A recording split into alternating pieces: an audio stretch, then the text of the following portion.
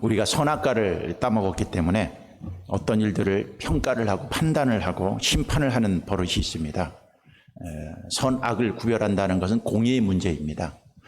그 공의를 갖고 우리가 인생을 살려고 합니다. 그래서 내 마음에 드는 행동을 하고 내 마음에 드는 사람은 선이라고 생각하고 내가 생각해서 내 마음에 들지 않는 사람들은 악이라고 생각해서 악인들을 심판하고 그 악을 저지른 사람들을 정죄하고 비난하는 우리 습관들이 있습니다. 그러나 이것은 하나님 앞에 옳은 태도가 아닙니다. 하나님이 우리의 선악과를 따먹은 우리 인생들을 해결하기 위해서 이 땅에 보내주신 분이 누구냐면 예수님이십니다. 예수 그리스도를 마음속에 믿은 사람들은 선악과로 말미암아 선과 악을 판단하고 그것을 갖고 비난하고 그것을 갖고 정죄하는 것으로 결론을 내리지 않고 예수님은 십자가에서 우리를 용서하시고 긍휼히 여기시고 우리가 죄인이라고 생각하는 사람들을 다 사하시고 또 예수님이 이 땅에 우리가 죄인이라고 생각하는 사람들을 긍휼히 여기시고 용서하시기 위해서 오신 것이 뭐예요? 그 십자가의 사랑입니다. 그렇기 때문에 예수님이 우리 안에 들어온 사람들은 우리 신앙에 있어서 결론이 무엇으로 가야 되느냐 하면은 회복, 부활, 또 축복, 또 하나님이 주시는 은혜, 긍휼 이런 것으로 결론을 내려야 합니다. 신앙은 공의로 시작합니다. 그러나 무엇으로 마쳐야 되냐면 사랑으로 결론을 내려야 됩니다. 하나님께서 이사야 선지자를 통해서 오늘 이스라엘 백성들에게 그들의 죄, 그들의 잘못에 대해서 공의롭지 못한 것에 대해서 호되게 심판하고 또 하나님이 심판할 것을 얘기합니다. 근데 하나님은 결론이 공의가 아닙니다. 우리는 공의로우면 훌륭하다고 생각합니다. 정치 지도자들을 세울 때도 공의로운 사람, 정의로운 사람을 세웁니다. 예수님을 믿지 않는 사람들은 공의와 정의로 모든 것을 결론을 내면 이 세상이 아름다워질 것이고 행복할 것이라고 생각합니다. 가정도 공의로운 가정이 이루어지면 그 가정이 행복할 거라고 생각하는데 절대 그렇지 않습니다.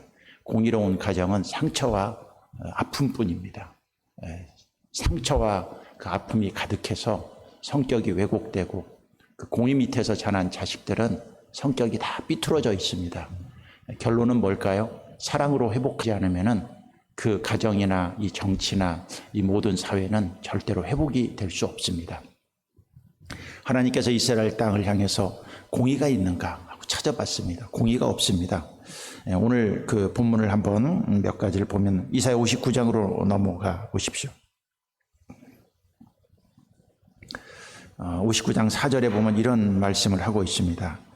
공의대로 소송하는 자도 없고 진실하게 판결하는 자도 없으며 허망한 것을 의뢰하며 거짓을 말하며 악행을 잉태하여 죄악을 낳으며 이렇게 얘기합니다.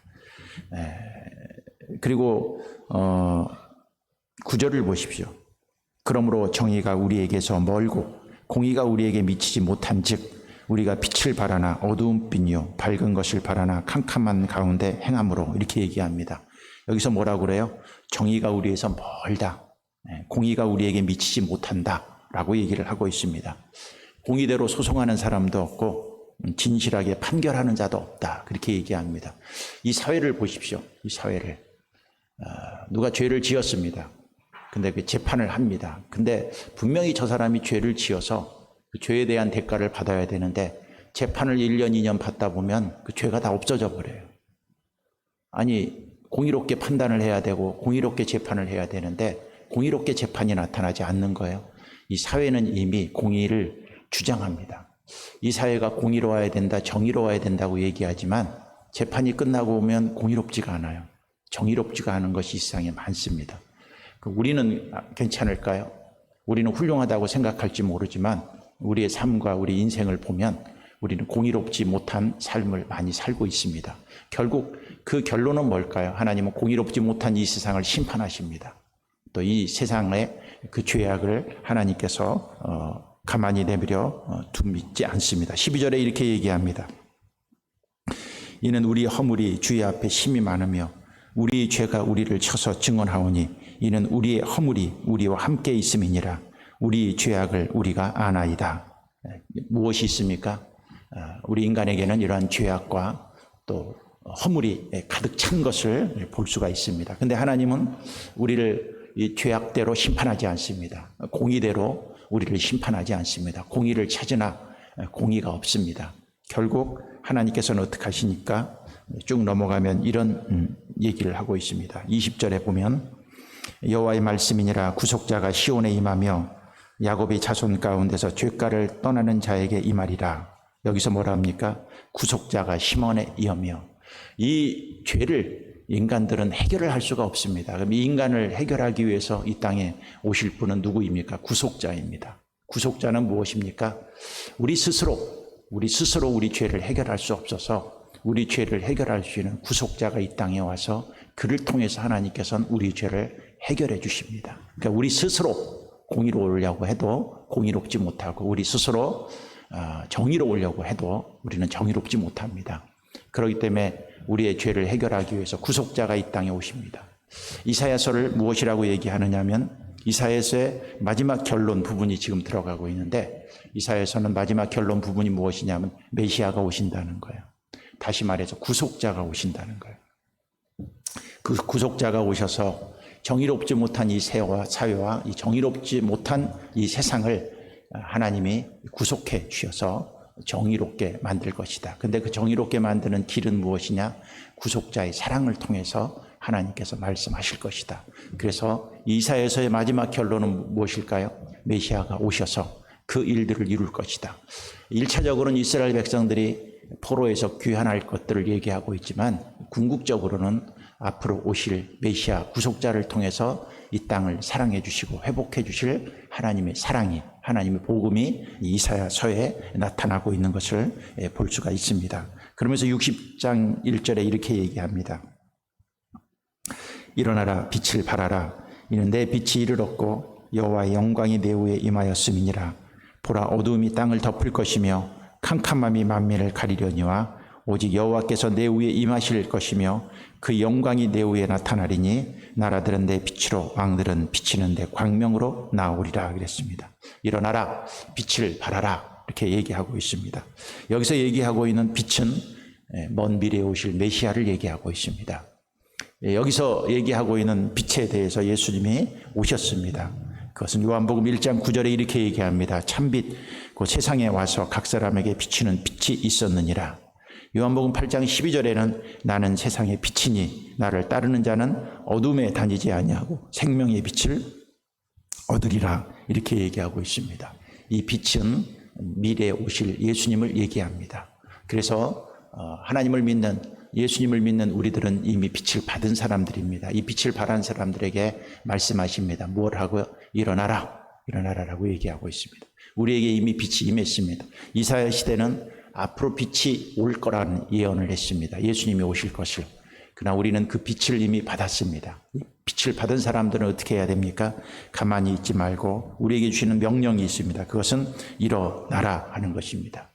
어둠 속에 있지 말고, 죄악 가운데 있지 말고, 두려움 속에 있지 말고, 고난 속에 있지 말고 하나님께서 일어나라, 이렇게 말씀을 하고 있습니다.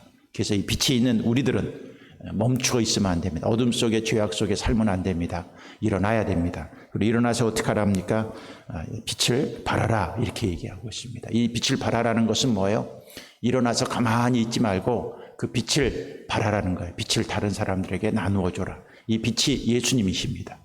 그 예수 그리스도의 빛이 우리에게 있으면 우리는 가만히 있으면 안 됩니다. 일어나서 그 예수 그리스도의 빛을 발해야 되는 것입니다. 이것은 뭡니까? 그 메시아가 오셨다. 우리 구속자가 오셨다.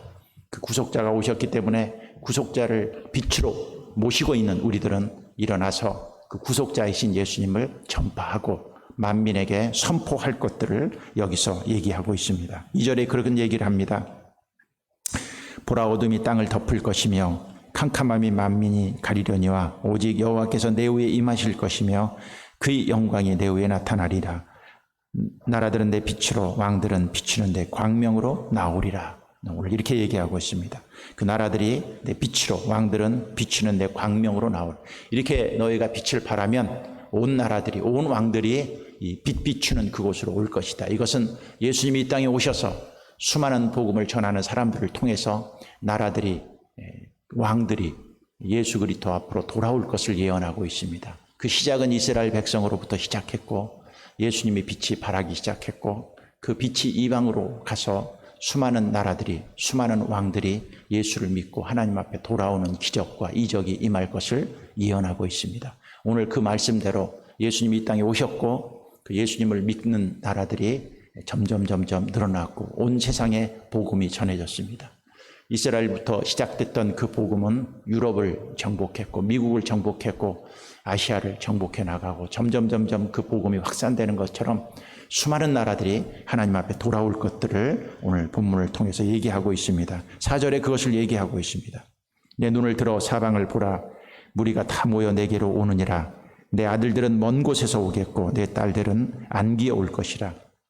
그때 내가 보고 기쁜 빛을 내며 내 마음이 놀라고 또 화창하리니 이는 바다의 부가 내게로 돌아오며 이방 나라들이 재물이 내게로 옴이라.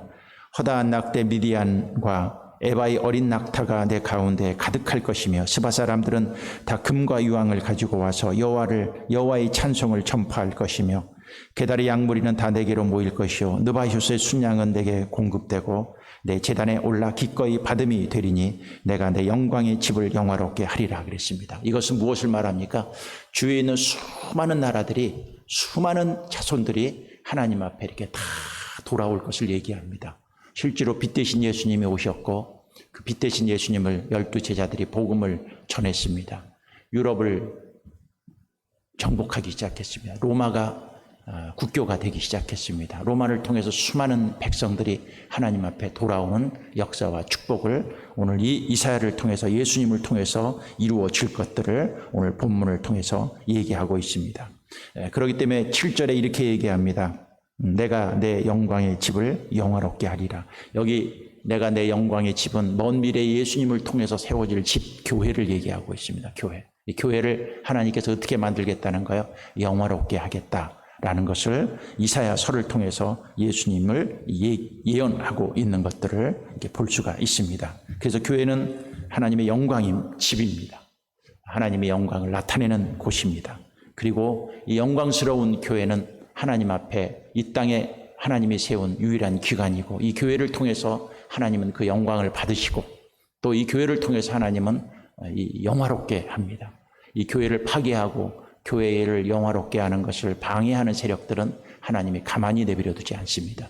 그래서 오늘도 이 교회를 통해서 하나님은 땅끝까지 빛을 발하는 역사와 축복을 이루고 이 교회를 방해하고 이 교회의 하나님이 주시는 축복들을 방해하는 세력들을 하나님이 이 땅에서 가만히 내버려 두지 않는 것을 알아야 됩니다.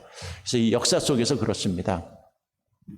하나님의 교회를 핍박하고 하나님의 교회를 영화롭게 하는 일들, 영광을 받게 하는 일을 방해하는 세력들을 하나님은 다 멸하십니다. 멸하세요.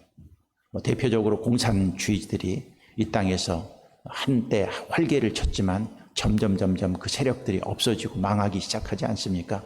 하나님의 교회를 핍박했던 세력들입니다. 일본도 마찬가지죠. 진주만 공격 주일날 합니다. 비록 그가 이기는 것 같았지만 하나님께서 그 전쟁에 대패를 시켜버립니다.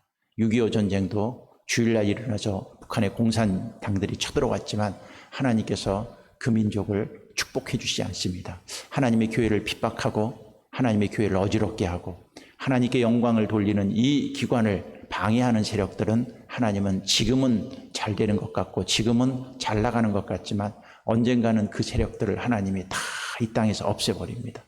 한국도 마찬가지입니다. 하나님의 교회가 잘못을 하고 죄를 지을 수 있고 하나님 앞에 범죄할 수 있습니다. 공의로 따지면 한국 교회도 심판할 일들이 많습니다.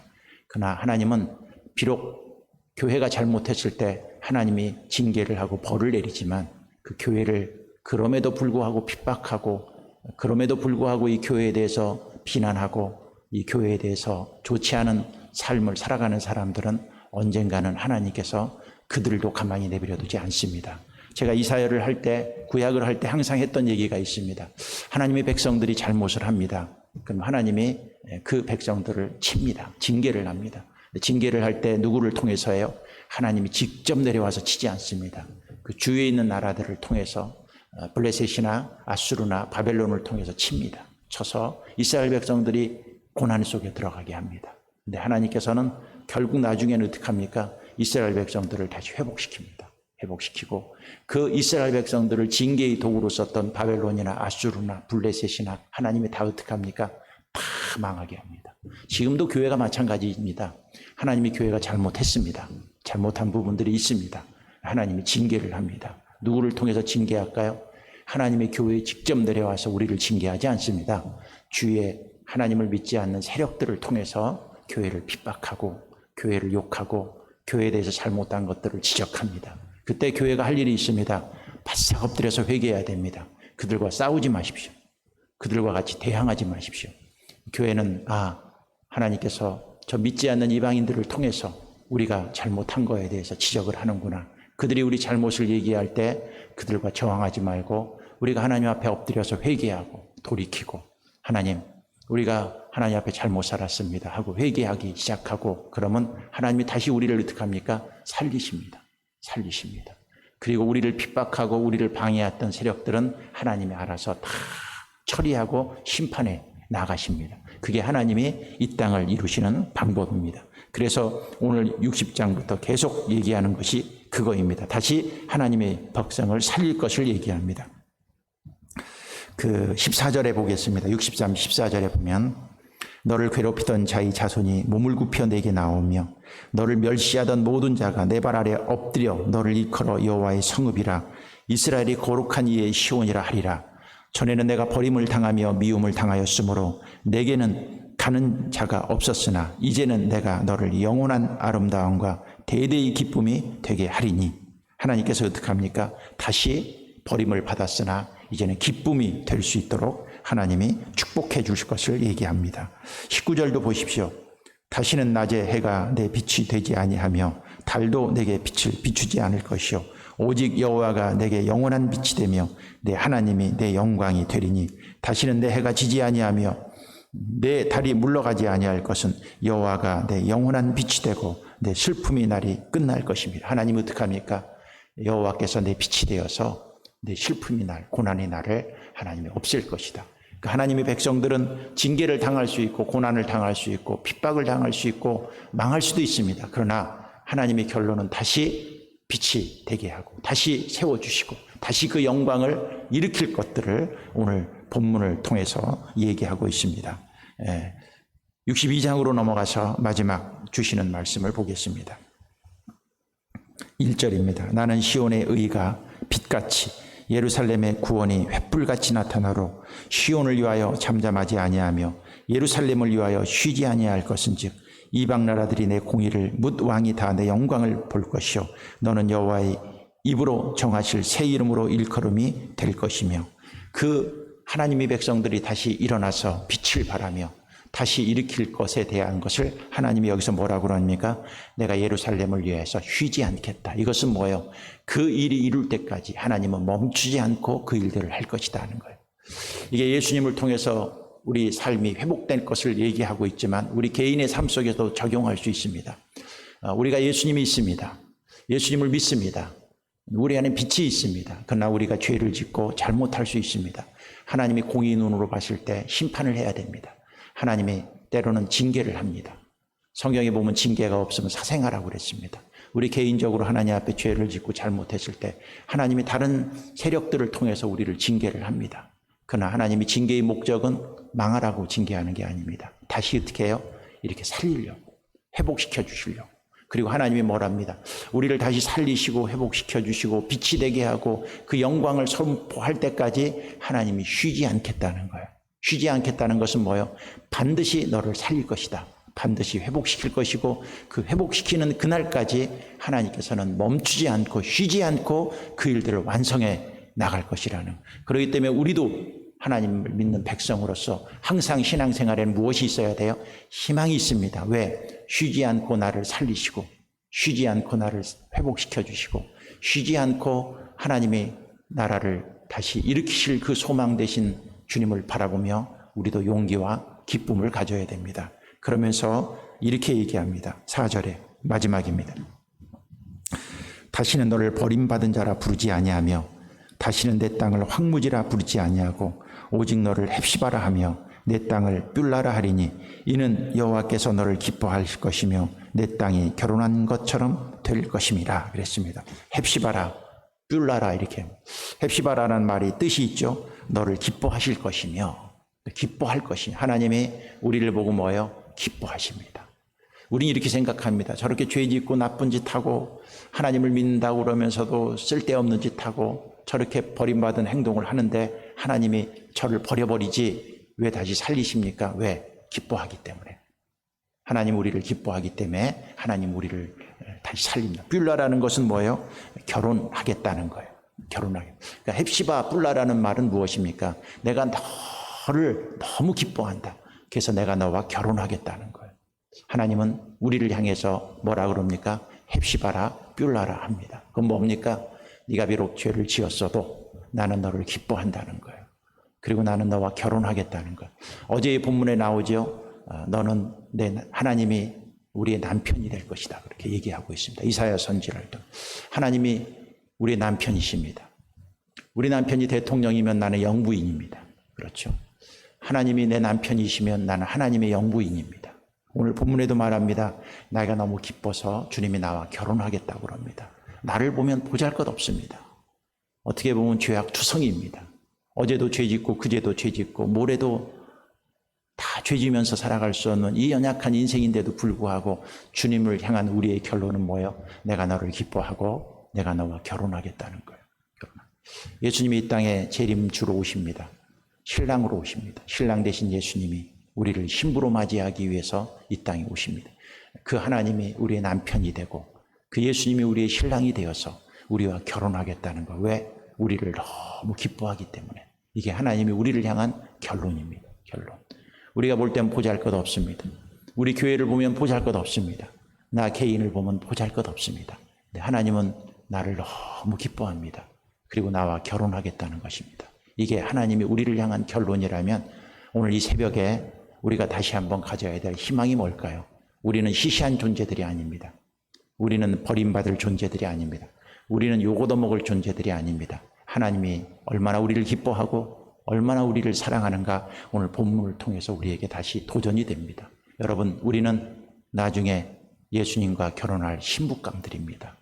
그 긍지와 그 자부심을 갖고 오늘이 좀 힘들다고 불평하지 말고 오늘이 고난이 있다고 좌절하지 말고 언젠가 나를 신랑 되신 예수님과 신부로서의 그 자격을 갖출 수 있는 그날을 소망하며 기뻐하며 오늘도 좌절하지 않고 믿음으로 나아가 승리할 줄 아는 그러한 주님의 백성들이 되기를 바라겠습니다. 기도하겠습니다. 하나님 감사합니다. 오늘 하나님이 우리를 헵시바라 얘기합니다. 나의 기뻐하는 자다라고 얘기합니다. 뷸라라고 얘기합니다. 내가 너와 결혼하겠다고 말합니다. 왜 결혼합니까? 너무 기뻐서 결혼합니다. 나를 볼 때는 신부감이 아닙니다. 죄악투성이이고 말하는 것마다 행동하는 것마다 하나님이 보기 싫어하는 짓을 했을지라도 주님은 나를 용서해 주시고 구속자를 통해서 나의 죄를 사하시고 나와 결혼하겠다고 오늘 말씀하고 있습니다. 헵시바여 뿔야인 우리들 다시 한번 주님을 향한 비전과 꿈을 갖고 흔들리지 않고 소망을 갖고 날마다 승리하며 살아갈 수 있는 거룩한 주의 백성으로 우리를 붙들어 주시옵소서. 예물드린 손길들 축복해 주시옵시고 이들도 헵시바요 이들도 뷸라입니다. 하나님이 기뻐하는 신부감들입니다. 하나님 긍지를 갖게 하시고 좌절하지 않도록 도와주시옵시고 우리를 다시 살리시고 회복해 주시는 그 하나님을 바라보며 소망과 꿈을 잃지 않는 믿음의 백성들 다 될 수 있도록 우리를 축복해 주시옵소서. 예수님 이름으로 감사하며 기도드렸사옵나이다. 아멘. 하늘에 계신 우리 아버지여 이름이 거룩히 여김을 받으시오며 나라가 임하시오며 뜻이 하늘에서 이루어진 것 같이 땅에서도 이루어지이다. 오늘 우리에게 일용할 양식을 주시옵고 우리가 우리에게 죄 지은 자를 사하여 준 것 같이 우리 죄를 사하여 주시옵고 우리를 시험에 들게 하지 마시옵고 다만 악에서 구하시옵소서. 나라와 권세와 영광이 아버지께 영원히 있사옵나이다. 아멘. 오늘 말씀을 붙들고 하나님 나와 결혼하겠다고 하신 그 하나님